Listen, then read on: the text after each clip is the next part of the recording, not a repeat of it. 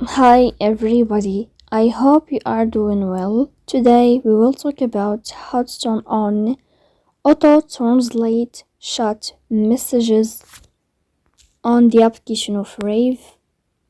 You should just follow me step by step. In the first, we will go to this application of Rave as you see and we click.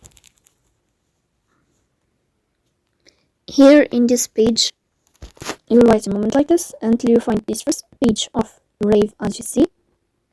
Then you will go to the sign here of settings and you will click. After that, in this page, you will find this list of settings like this. Then you will find the sign here, you will click on it as you see.